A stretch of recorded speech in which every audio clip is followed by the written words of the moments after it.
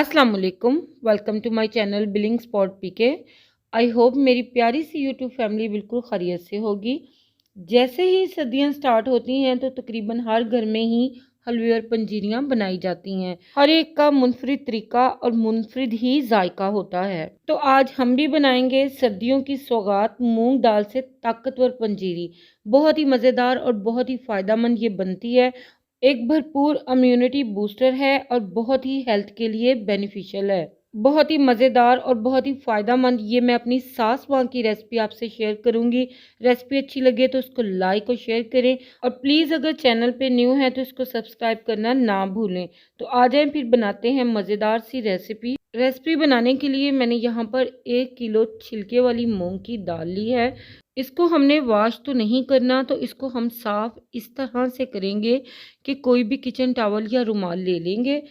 अब दाल को हम इस किचन रुमाल के ऊपर फैला लेंगे और इस रुमाल की मदद से अच्छे से मसल कर दाल को साफ़ कर लेंगे, ताकि जो भी कोई हल्की फुल्की सी डस्ट इसके ऊपर लगी है वो साफ़ हो जाए। तो यहाँ पर देखें, दाल को मैंने रुमाल के साथ अच्छे से मसल कर साफ़ कर लिया है। तो अब हम इसको ड्राई रोस्ट करेंगे। दाल को हम मीडियम फ्लेम पे ड्राई रोस्ट करेंगे, इसके किनारे गोल्डन होने तक। ड्राई रोस्ट करने से दाल की नमी बिल्कुल खुश्क हो जाएगी और इसको हमें पीसने में आसानी होगी। तो यहाँ पर देखें, दाल के किनारे रोस्ट होकर गोल्डन हो चुके हैं। तो अब हम फ्लेम को कर देंगे बंद और इसको हम पीसने के लिए ठंडा कर लेंगे।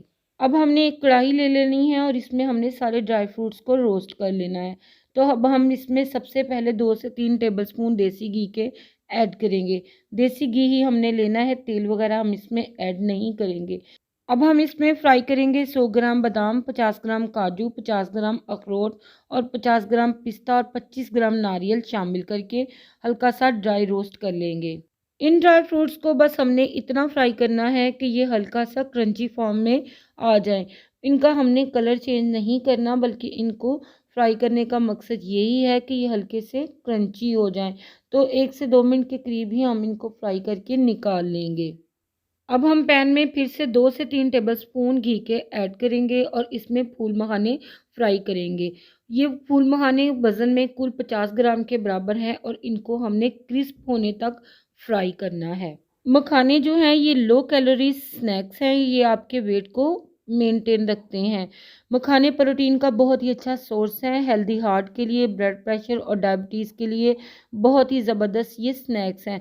तो हमने इन मखानों को तब तक फ्राई करना है जब तक ये क्रिस्प नहीं हो जाते। जब ये क्रिस्प हो जाएं तो हम इनको निकाल लेंगे। अब इस पैन में हम फिर से 2 से 3 टेबलस्पून के बराबर देसी घी ऐड कर देंगे।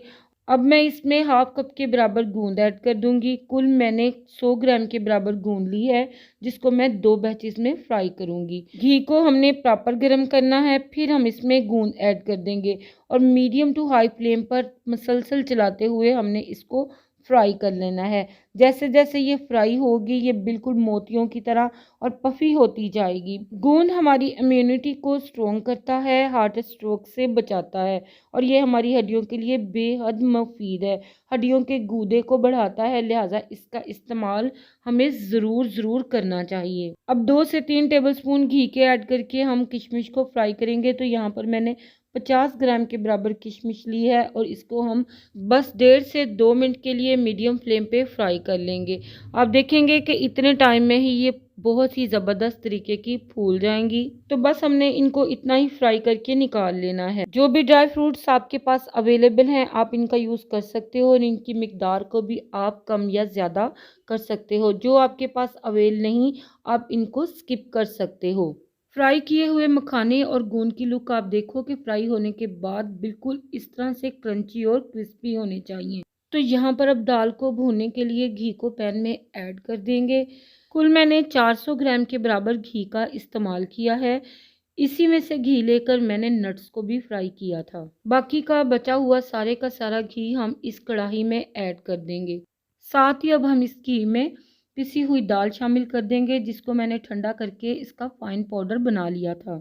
जब हम घी में दाल को ऐड करेंगे तो आप देखोगे कि दाल सारे का सारा घी एब्जॉर्ब कर लेगी। इवन के इसको हिलाना भी मुश्किल हो जाएगा।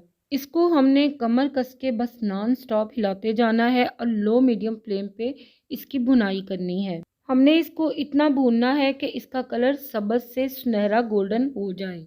तो जल्दबाजी हमने बिल्कुल भी नहीं करनी, तकरीबन 35 से 40 मिनट लगेंगे हमें इसकी भुनाई करने में। तो यहाँ पर देखो आप दाल को भूनते हुए तकरीबन मुझे 30 टू 40 मिनट्स हो चुके हैं। आप इसका कलर देखो माशाल्लाह से बिल्कुल गोल्डन हो चुका है।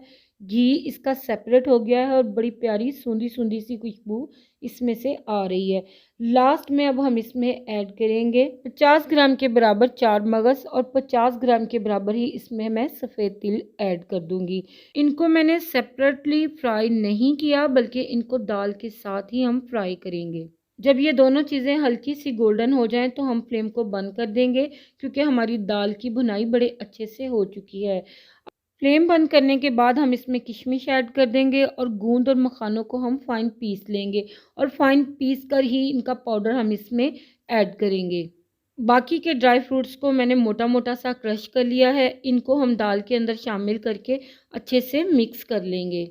मिक्सिंग का ये सारा प्रोसीजर मैंने फ्लेम को बंद करके ही किया है।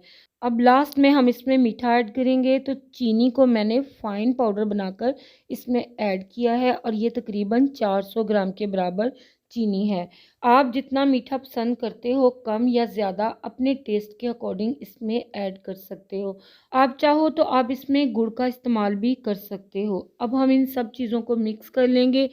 मिक्स करने के बाद हम इसको छोड़ देंगे तो रूम टेम्परेचर पे आने के बाद ये एकदम से खिली खिली सी हो जाएगी। तो माशाल्लाह अल्हम्दुलिल्लाह सर्दियों की ये सौगात मूंग दाल की ये ताकतवर पंजीरी बिल्कुल तैयार है। अल्हम्दुलिल्लाह बहुत ही मज़ेदार और बहुत ही फ़ायदेमंद ये बनती है और एक भरपूर इम्यूनिटी बूस्टर है, जो कि हमारी हेल्थ के लिए बहुत ही बेनिफिशियल है। बच्चे बड़े और बुज़ुर्ग सभी इसको कंज्यूम कर सकते हैं।